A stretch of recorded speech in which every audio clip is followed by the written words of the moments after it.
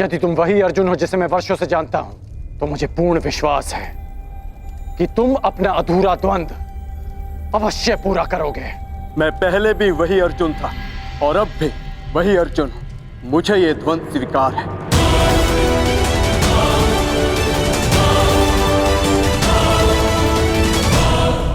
कोई द्वंद नहीं होगा।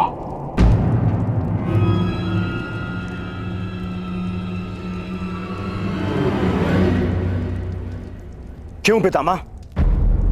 महामंत्री के अनुसार अर्जुन ने मुझे पराजित किया, परंतु वो स्वयं भी विजयी नहीं हुआ है। अगर वो सर्वश्रेष्ठ है तो उसे सिद्ध करना होगा।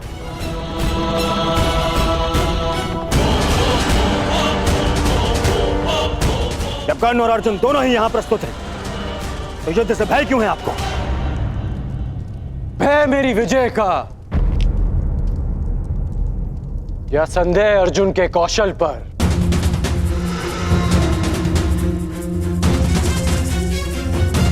या अविश्वास आचार्य द्रोण की शिक्षा पर? सावधान कर्ण! मेरे गुरु के अपमान का तो साहस मत करना। आज्ञा दीजिए पितामह। आज संसार देखेगा आचार्य द्रोण द्वारा रचित अर्जुन नामक तट से टकराकर कर्ण नाम की लहर कैसे टूटती है। किस प्रकार मेरे में कर्ण के चुनौती के सूर्य को अस्त करते हैं। कर्ण ने हस्तिनापुर की न्याय और नीति पर प्रश्न उठाया है। आज इन्हें विश्वास हो जाएगा कि हस्तिनापुर में अब भी न्याय और नीति का शासन है।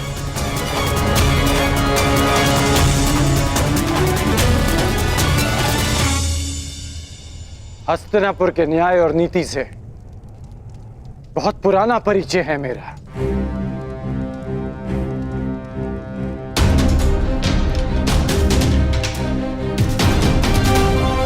परंतु मैं तुम्हारे कौशल का परिचय जानना चाहता हूं।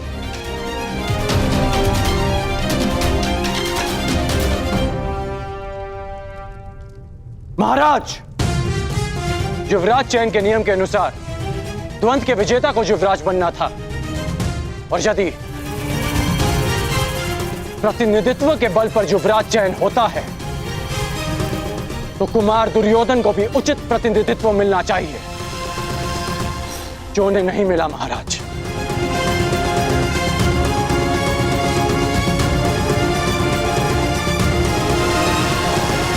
यदि अर्जुन कुमार युधिष्ठिर की ओर से द्वंद कर सकता है तो मैं भी कुमार दुर्योधन का प्रतिनिधित्व करूंगा।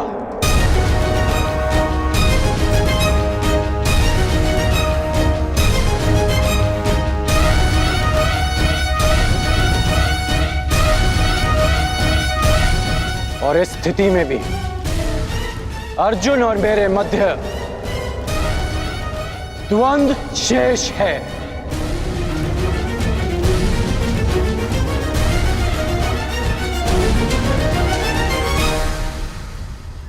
इसे कहते हैं सीधे पांव 12। एक ही पासे में खेल पलट दिया। हाँ, एक ही पासे में। तुम पे भरोसा करके मैंने भूल नहीं की थी कर्ण। यदि पितामह का आदेश हो तो अर्जुन के कौशल के साथ साथ यमराज का भी परिचय हो जाएगा कर्ण। भीम, प्रतीत होता है कि रंगभूमि में मिली हार को अब तक बचा नहीं पाए हो तुम। कहो तो हम भी एक और द्वंद कर लें। मेरा भी निवेदन है कि अर्जुन को द्वंद की आज्ञा दी जाए पितामह। वाह, क्या कहा? पहली बार भीम ने ऐसा कुछ कहा है जिसके मैं भी पक्ष में हूं। क्यों भ्राता युधिष्ठिर, क्या मत है आपका? द्वंद के बुलावे से अर्जुन पीछे नहीं हटेगा, हमें भी स्वीकार है। हमें भी स्वीकार है।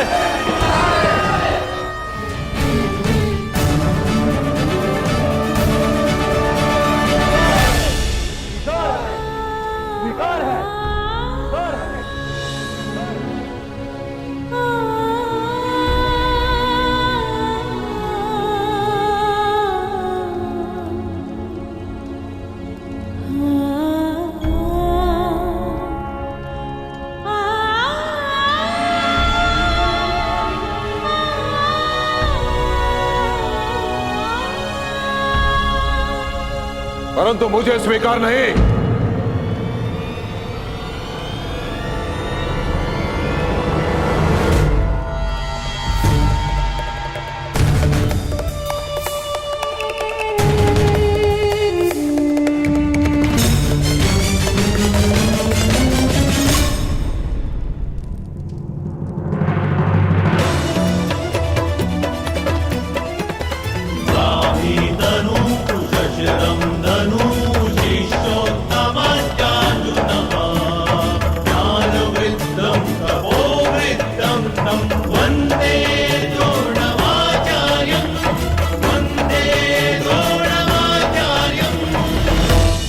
सभा में विलंब से आने के लिए क्षमा प्रार्थी हूं महाराज।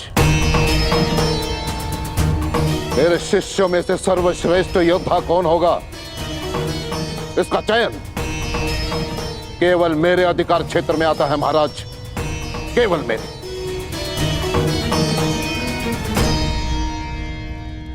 आपका तात्पर्य क्या है आचार्य? वही जो अंगराज कर्ण का है।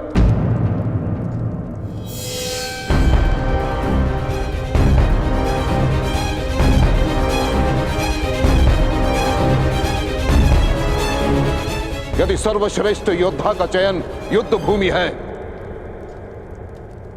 तो युद्ध भूमि मैं दूंगा।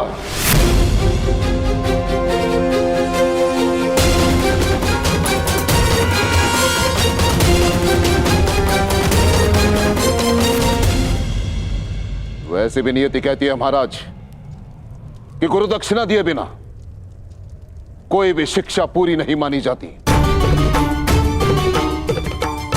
मुझे गुरु दक्षिणा चाहिए, वो भी राजकुमारों से।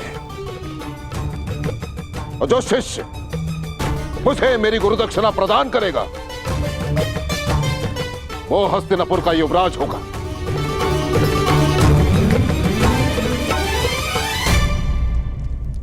आचार्य, कहीं इस दक्षिणा का अर्थ भी वही तो नहीं जिसके कारण एकलव्य का अंगूठा छीना था आपने? मुझे तो केवल शंका है कि यह परीक्षा भी उसी शिष्य के लिए तो नहीं जिसे आप सर्वश्रेष्ठ मान चुके हैं।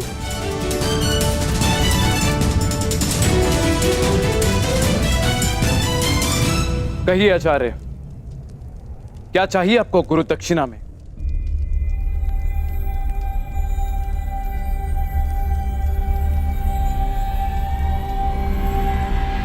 पांचाल नरेश द्रुपद।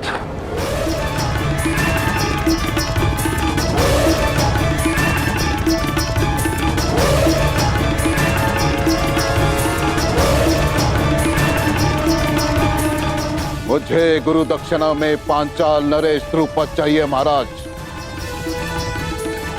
तो मेरा जो शिष्य द्रुपद को परास्त करके बंदी बनाकर मेरे समक्ष लेकर आएगा वही विजेता होगा और वही हस्तिनापुर का युवराज।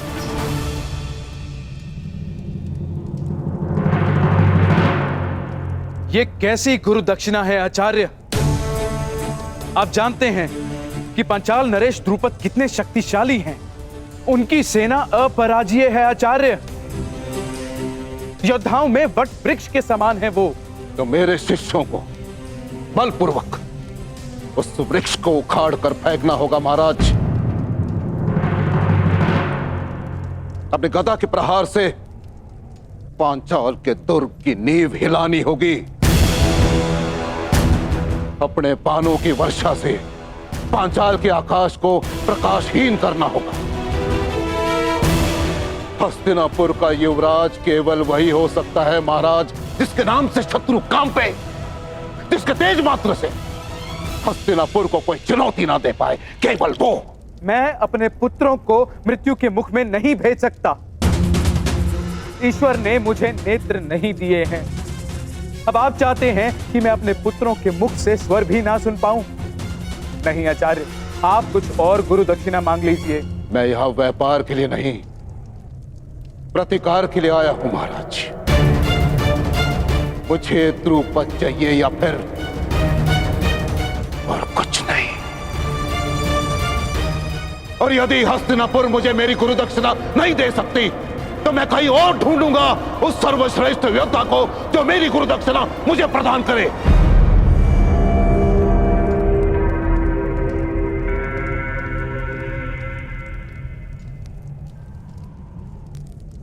ठीक है आचार्य, हस्तिनापुर की सेना आपके लिए द्रुपद को लेकर आएगी। ताची स्वयं द्रुपद को बंदी बनाकर लेकर आएंगे। नहीं महाराज, मैं महामहिम का गुरु नहीं हूं, मैं गुरु राजकुमारों का गुरु हूं। मुझे गुरु दक्षिणा चाहिए तो केवल इन्हीं से चाहिए। परंतु एक बात का स्मरण रहे महाराज, हस्तिनापुर का प्रारंभ केवल वही बन सकता है जो सिंह के साथ युद्ध करे,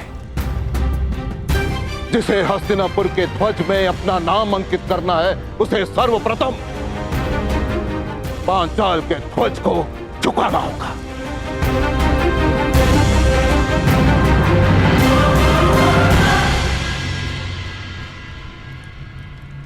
नौकार तलवार बनाता है महाराज, परंतु अपने स्वामी को देने से पूर्व उसकी धार को परखता है। परंतु मैंने उस धार को परखे बिना वो तलवार आपको सौंप दी, परंतु अब परख होगी महाराज। मैं देखना चाहता हूं कि मैंने शूरवीर योद्धा तैयार किए कि हस्तिनापुर में केवल अपना समय नष्ट किया है। क्या तुम 105 में से कोई है जो अपने गुरु के ऋण को चुका सके?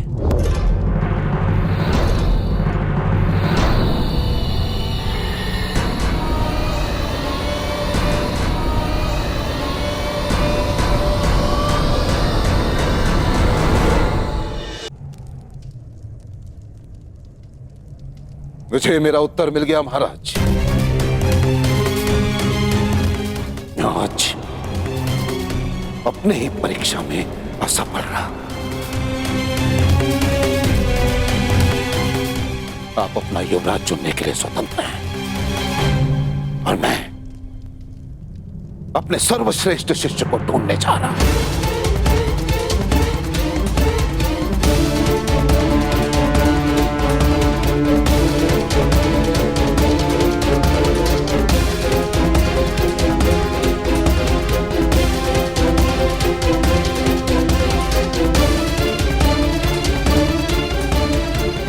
गुरुदेव,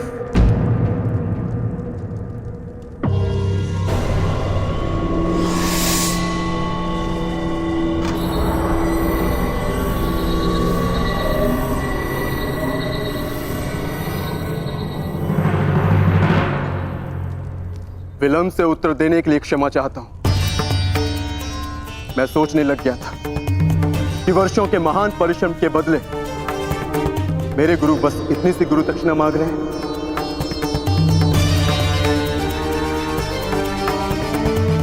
आपने संसार के सर्वश्रेष्ठ योद्धा तैयार किए हैं गुरुदेव, ये मैं सिद्ध करूंगा। मैं पांचाल नरेश को आपके समक्ष लेकर आऊंगा। मैं पांचाल की ध्वजा को आपके चरणों में भेंट करूंगा।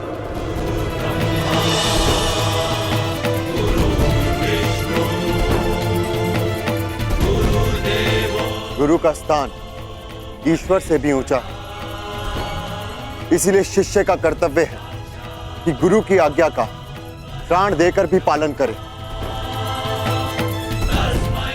हमारे गुरु की कामना अधूरी रह जाए, यह हमारी गुरु दक्षिणा, यह हम कभी स्वीकार नहीं करेंगे। आपको आपकी गुरु दक्षिणा अवश्य मिलेगी गुरुदेव। हम पांचों कल ही पांचाल की ओर प्रस्थान करेंगे।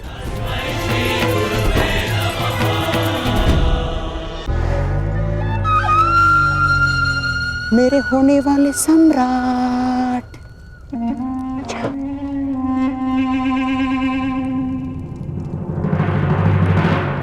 हम भी जाएंगे।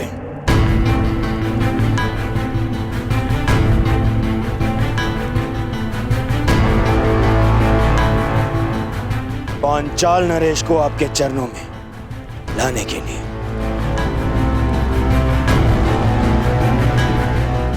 और अब युवराज का चुनाव गुरु दक्षिणा ग्रहण के पश्चात ही होगा।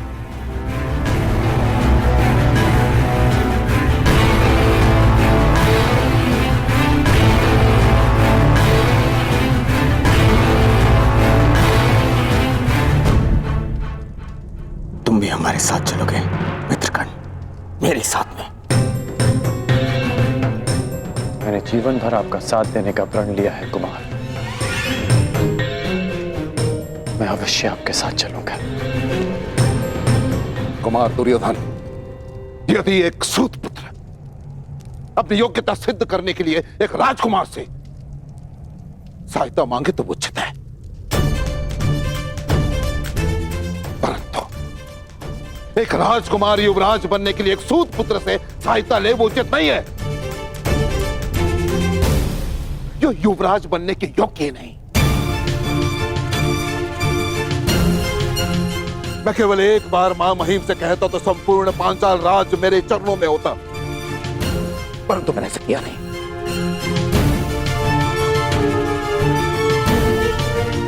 क्योंकि एक योद्धा अपनी शक्ति से अधिकार पाता है, दान में प्रसाद नहीं।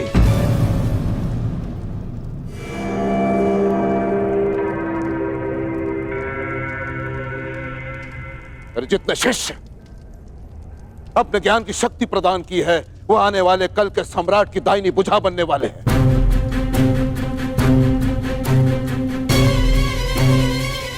यदि इस भुजा को एक सूत पुत्र के बाहुबल की आवश्यकता पड़ जाए तो मुझे ग्लानि है कि तुम मेरे शिष्य हो।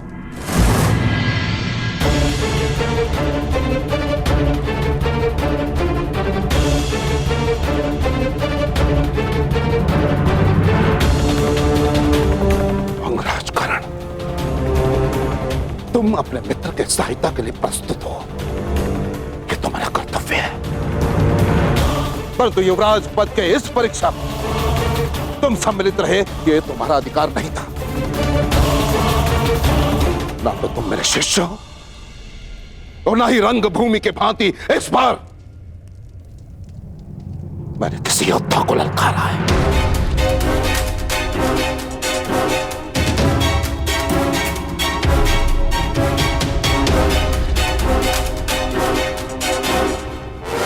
और यदि तुम भारी योद्धा के सहायता के बिना पांचाल नरेश द्रुपद का सामना नहीं कर सकते तो तुम्हें वहां जाने की आवश्यकता नहीं है।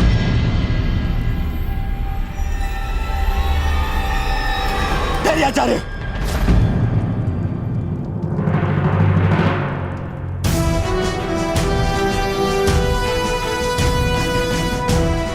आपने ठीक कहा आचार्य। हाँ कर आचार्य, तुम ठीक कह रहे हैं। ये उनके शिष्यों की परीक्षा है, इसलिए मैं दुर्योधन अपने भाइयों के साथ में स्वयं अपने गुरु दक्षिणा का ऋण चुकाने अवश्य जाऊंगा। यदि ऐसा करते हुए मैं वीर गति को भी प्राप्त हुआ तो मेरा सौभाग्य होगा।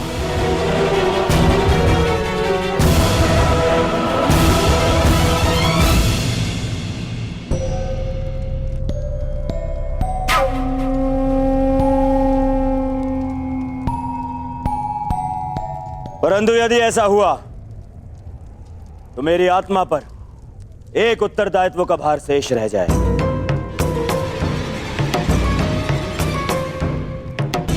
मैंने कर्ण को अंगराज घोषित किया, इसीलिए मेरा निवेदन है कि पांचाल पर आक्रमण से पूर्व मित्र कर्ण का राजाभिषेक कर दिया जाए।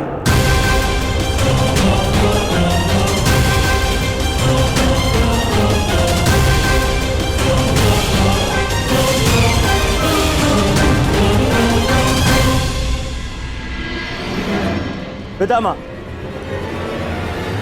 अंग देश पर आपने विजय प्राप्त की, उस पर आपका नियंत्रण है, इसलिए मैं आपसे निवेदन करूंगा, हमारे पलायन से पूर्व आप स्वयं कर्ण का राज्याभिषेक करें।